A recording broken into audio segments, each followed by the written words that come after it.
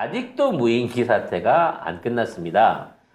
전에 어제도 잠깐 설명을 드렸습니다만 이게 결국은 국내에서 책임 회피, 서로 폭탄 던지기로 지금 가고 있다고 얘기를 드렸는데 이제는 경고 지침을 비롯한 각종 대응 지침을 안 지켰다라는 걸 놓고 이제 시비가 붙기 시작했습니다.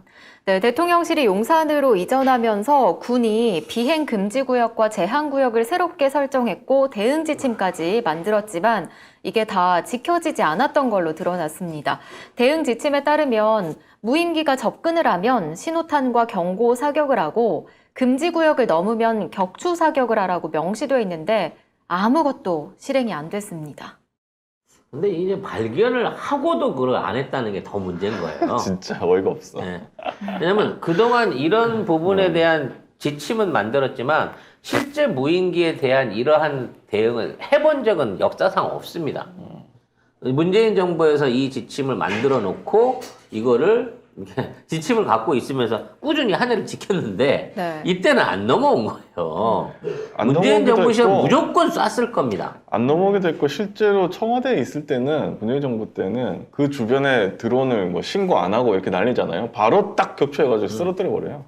실제적으로 민간 드론이나 비행 금지 구역 들어왔다가 뭐 경고라든지 격추된 사례들, 제명된 사례들이 굉장히 많았어요.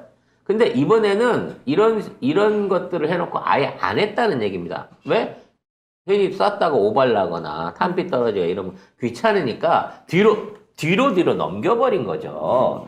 결국 그렇게 해서 이 매뉴얼을 누가 안 지켰냐라는 쪽으로 이 죄를 몰아가고 있다는 거죠. 이게 발견을 한 게 중요한 게 아니라 대응 조치를 안 했다는 쪽으로 몰아가고 있다는 거예요. 이건 무슨 의미냐?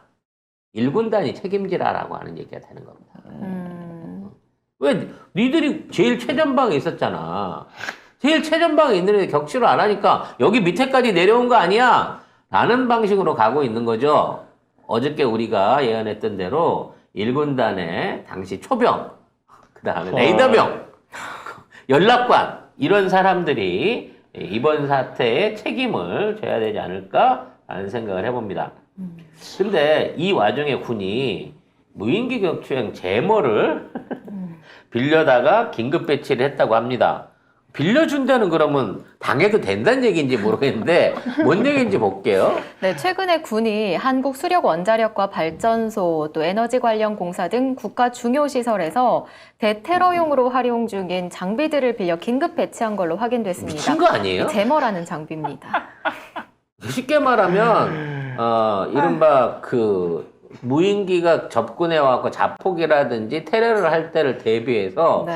중요 시설이야. 물론 용산대도 중요하지만 여기는 핵발전소고 군부대고 위험물이 도사려 있어서 테러를 당하게 되면 국민들이 대다수 다칠 수 있는 지역에 있는 시설들을 부랴부랴 지금 갔다 가서 걸었다는 거예요. 한국 수력 원자력과 발전소, 에너지 관련 공사 등 국가 중요 시설에서 대테러용으로 활용 중인 장비들. 활용 중인 장비를 갔으니 그러면. 이제 대놓고 그쪽에 가서 테러를 하면 막을 방법이 없다라고 지금 알려주기까지 하는 거예요. 세상에. 그거 뭐 또 달라. 송작가 TV에서 송작가님 없으면 없는 찐빵인데 이 시간 동시간대는 다른 방송에서 송작가님을 데리고 가. 나를 김성수 TV에 데리고 와 아니고 이 시간대에 출연을 시키는 거랑 똑같은 짓을 한 거예요. 와우. 그럼 어떻게 되죠? 세상에. 근데 다시 한번 말하지만 북한이 띄우는 무인기는 전파 방해를 통해 갖고 제명이 안 된다고 몇 번을 얘기를 해드려요.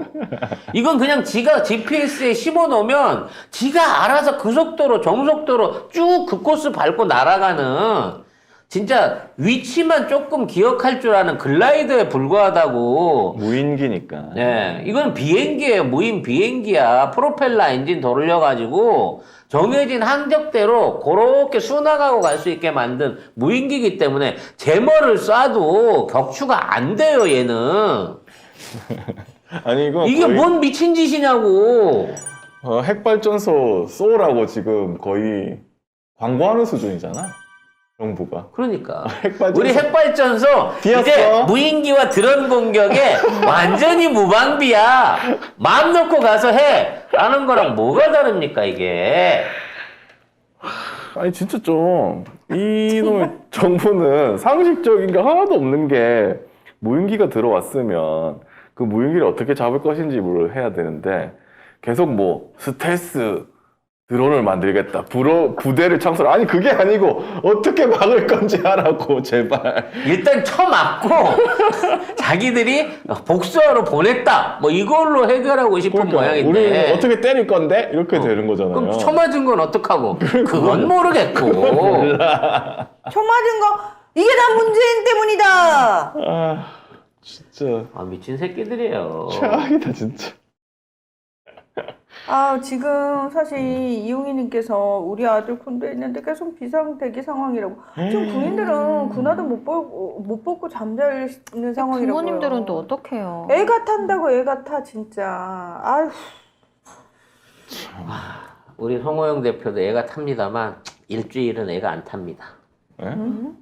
코로나 감염에 대해서 지금 격리 상태에 들어가기 때문에.